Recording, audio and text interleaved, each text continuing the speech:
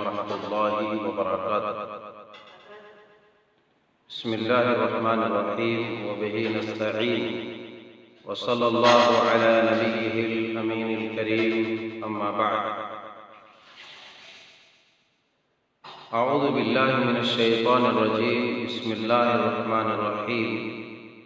قال اللہ تبارک وتعالی فی کلامہ المجید والفرقان الحمید، ادعونی استجب لکم۔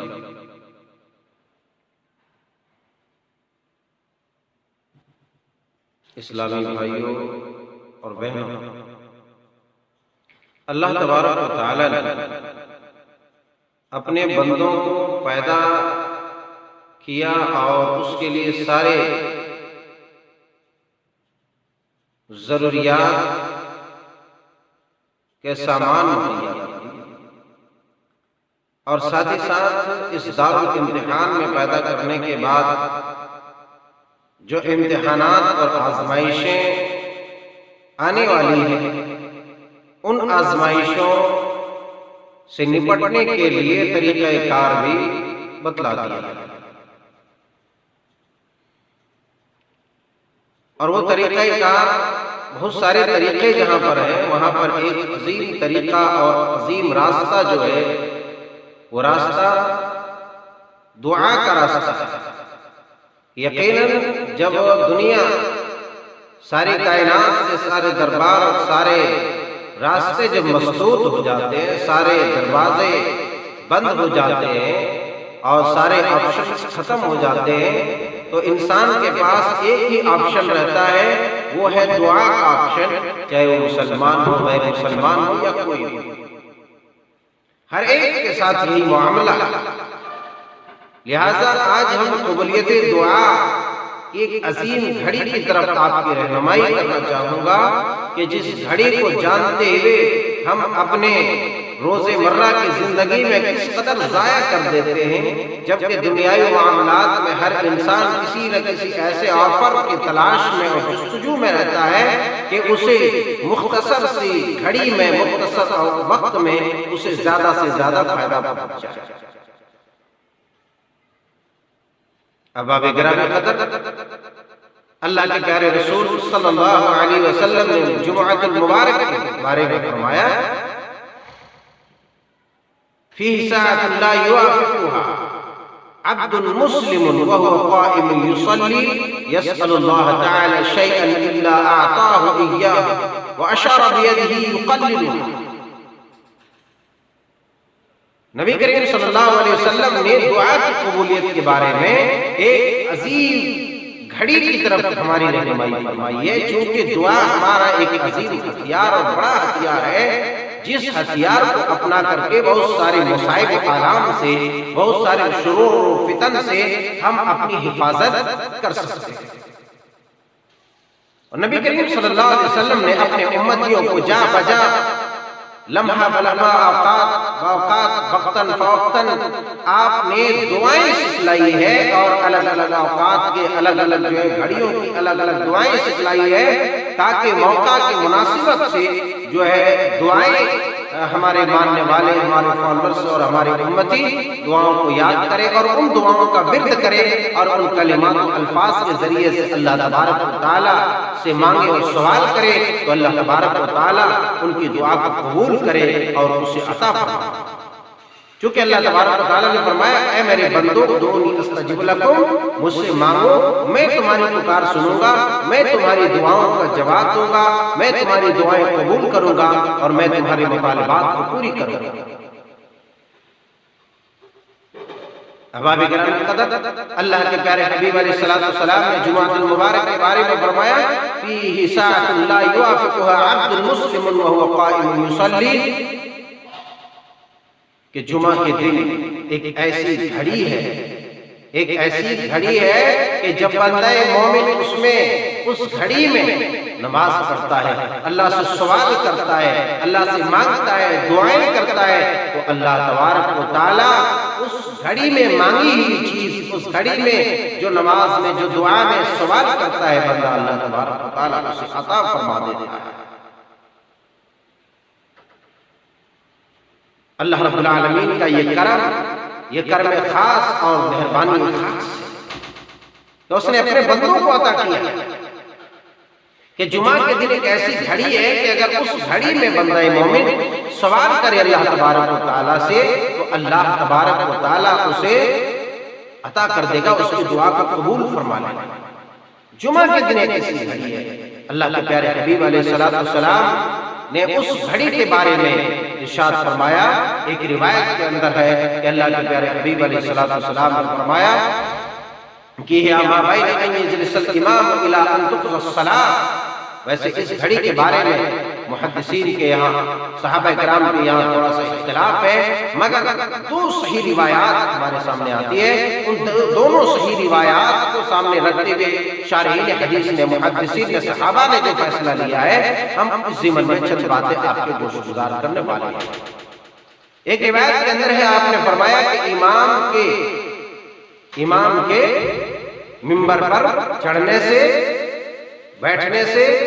نماز کے اختتام تک وہ گھڑی ہے کہ اللہ تبارک و تعالیٰ سے اس گھڑی نے جو بھی اس مطالبہ کیا جائے اللہ تبارک و تعالیٰ اسے قبول فرماتا ہے۔ اسی طریقے سے ایک دوسری روایت میں جو مسلم شریف کی ہے، حضرت جابر بن عبداللہ رضی اللہ تعالیٰ،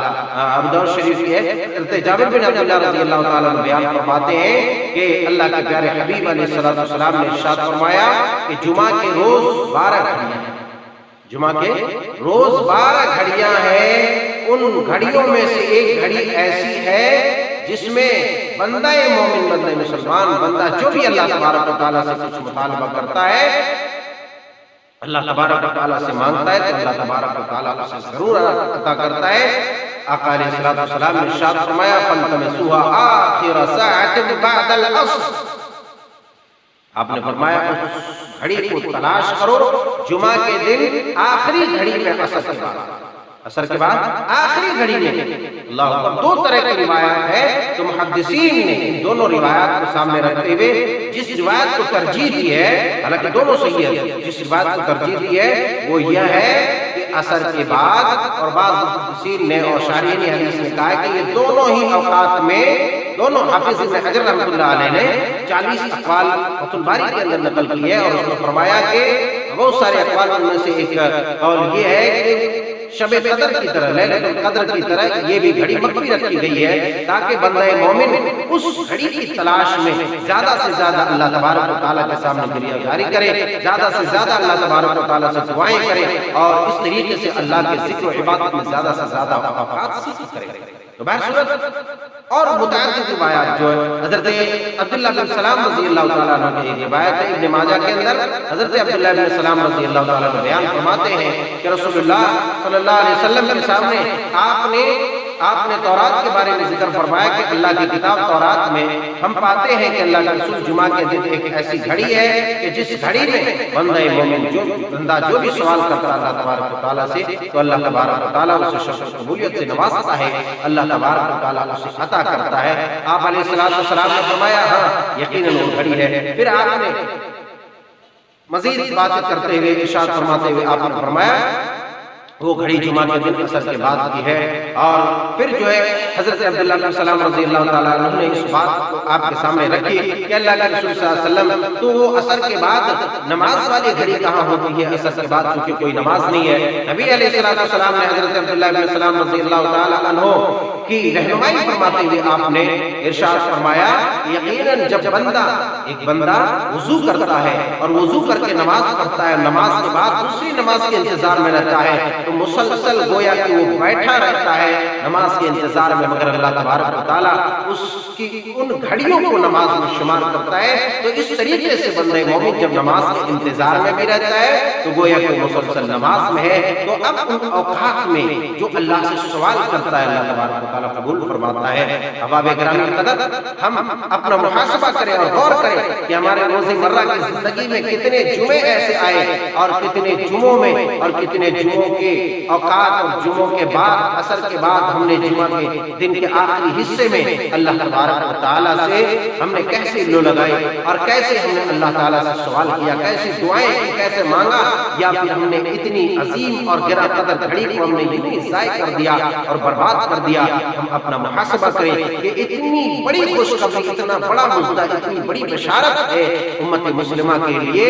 کہ عصر کے بعد، یہی وجہ ہے کہ بعض اسلاف ہمارے اور بعض محدثین تابعین بالکل جمعہ کے بعد، جمعہ کے دن عصر کے بعد اپنے دروازوں کو بند کر لیا کرتے تھے اور دعاؤں میں مناجات میں مصروف ہو جایا کرتے تھے، کیونکہ ان کو یقین تھا کہ اللہ تبارک و تعالیٰ کے پاک پیغمبر علیہ السلام کی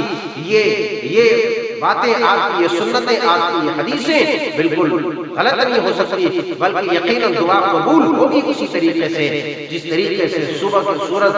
سورج کے نمودار ہونے کے بارے میں یقین تھا اور ہوتا ہے۔ محدثین اور تابعین کو، صحابہ کو اس طریقے سے یقین تھا۔ تو میں گزارش کروں گا کہ اس طریقے سے ہم ایسے گراں قدر اوقات اور ان عظیم گھڑیوں کو ہم یوں ہی ضائع نہ کر دیں، یوں ہی برباد نہ کریں، بلکہ ہم ایسی گھڑیوں کی قدر کرتے ہوئے خاص طور سے جمعہ کے دن عصر کے بعد ہم ذکر و عبادت اور تسبیح تحلیل اور دعاؤں میں مصروف رہیں، اور اپنے لیے، اپنے اولاد کے لیے، اپنے والدین کے لیے، اپنے بال بچوں کے لیے، اساتذہ کے لیے اور تمام امت مسلمہ کے لیے، دنیا کائنات کے لیے دعائیں کریں۔ یقیناً اللہ تبارک و تعالیٰ کا فرمان، اس کے رسول کا فرمان سب سے سچا ہے، وہ کبھی وعدہ خلافی نہیں کرتا، وہ سب سے زیادہ وعدہ کو پورا کرنے والا ہے۔ لہذا اتنی عظیم گھڑی کو ہم یوں ہی ضائع نہ کر دیں کہ اگر ہم جمعہ کے اوقات جو ہمیں ملتے ہیں اس میں بھی زیادہ سے زیادہ دعائیں کریں، اسی طریقے سے عصر کے بعد خصوصی دعائیں کریں، اسے لازم پکڑیں اور ان اوقات کو ضائع نہ ہونے دیں۔ یہ بہت بڑا آفر اور بہت بڑی